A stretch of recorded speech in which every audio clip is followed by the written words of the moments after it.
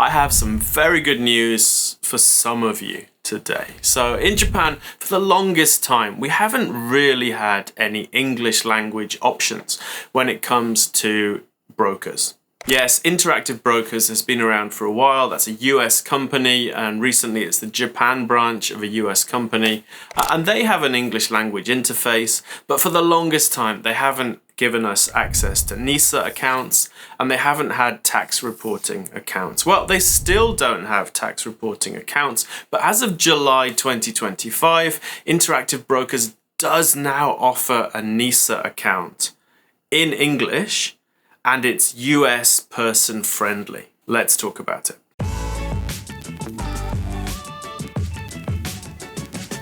So once again, I'm going to tank our YouTube numbers by telling most of you not to bother watching the rest of this video. So basically, who is this new NISA option of interest to? And it's basically going to be of interest to three types of people. The first person is a US person, someone who has to do an IRS tax return. That would be an American citizen, an American green card holder, or someone whose family member is filing jointly and it includes their information in the tax return. For that kind of person, this new Interactive Brokers NISA account is extremely exciting. The second type of person is someone who is really not comfortable navigating websites in Japanese, even with the help of Google Translate or something similar. For that person, finally, we have an English language interface, NISA. And the third one is people who are planning to leave Japan fairly soon. For this kind of person, Interactive Brokers gives you the option to move your investments abroad without selling them in some cases. Anyone else, anyone who's already got a NISA account, anyone who doesn't have a NISA account yet,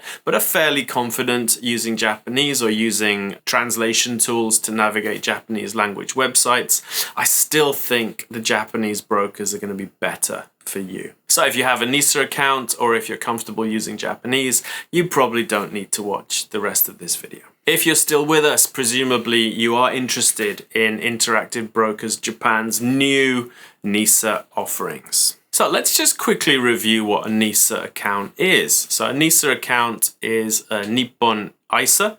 So it's a Nippon individual savings account. They're a tax-free investment account. NISA is a little bit complicated in that you have one NISA account, but there's two sections in the account. One section is called the Tsumitate section. That's the regular savings section. And the other section is called the growth section. It's called the Seicho section in the NISA. The Tsumitate NISA is limited to mutual funds, and the growth section, you can buy mutual funds, you can buy single stocks, you can buy ETFs. So far, so good. NISA has an annual contribution allowance. You can put up to 1.2 million yen into the Tsumitate section, and you can put up to 2.4 million yen into the growth section. You've also got a lifetime allowance. So the NISA account itself has an 18 million yen lifetime allowance, which means that if you fill it every year, you'll be finished in 5 years. You'll have filled the entire 18 million yen. Now, the NISA contribution limit is a contribution limit. It limits what you can put in, doesn't limit how much your investments can grow after that. So if you manage to contribute to your NISA account early enough, and then you have several decades for it to grow, the contents can grow quite a lot within that tax-free account. And then when you come to sell the investments, there is no tax to report, there is no tax to pay on the NISA investments. If you're investing outside of a NISA account, you would be paying 20.315% capital gains tax and also a tax on dividends of the same amount. So NISA is fantastic, but until recently, Americans were really limited in what they could do with NISA. So if you tried to do a NISA account through a traditional broker as an American in Japan, say through Rakuten Securities or SBI Securities, you're going to run into a number of issues. And the first issue is that as an American, it's not a good idea for you to buy Japanese mutual funds. These are classed as PFICs by the IRS. They're treated very unfavorably, and most Americans are probably not going to want to own these. So that removes the Tsumitate NISA section from consideration. You basically can't really use it. The second problem for Americans trying to use a Japanese broker is that a broker needs to have a specific type of license in order to be able to sell American securities to American citizens. And most Japanese brokers don't have this license. So you have a situation where if you're American, you can't buy American stocks and you can't buy American ETFs from a Japanese broker. Anyone else, a Japanese person, a British person, Australian person, Chinese person, could buy those very same products, but American citizens can't because the US government requires brokers to have a specific type of license in order to sell to Americans, and most Japanese brokers don't have this license.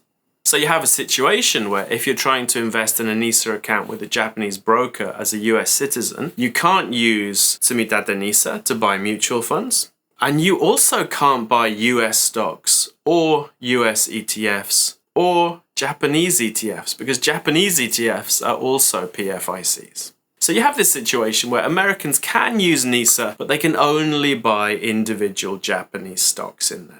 And that's not a great option for most people. Most people should be investing in low-cost index funds, which is very little work and has a high chance of success. And they probably shouldn't be choosing individual shares. Obviously, if that's something that interests you, it's perfectly fine to do that.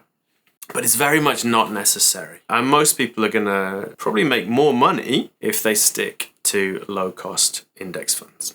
So what's changed as of July this year is that Interactive Brokers, which is the Japanese branch of a US broker, has now gotten permission to offer NISA accounts to people in Japan. And what that means is that American citizens can now open a NISA account through Interactive Brokers Japan, and they can use the growth section. So they still can't use the Tsumitate section because, again, that is restricted to Japanese mutual funds. And because of IRS rules, at the moment at least, you probably don't want to own those. So ignore the Tsumitate section and you can use the growth section, which is 2.4 million yen a year. That's the upper limit. There isn't a lower limit. You can buy nothing if you like, or as much as you can afford within that growth section. And that means that you're limited to 12 million yen in your NISA account in terms of your lifetime contributions. But because Interactive Brokers Japan is a US broker, they do have that license that allows them to sell US stocks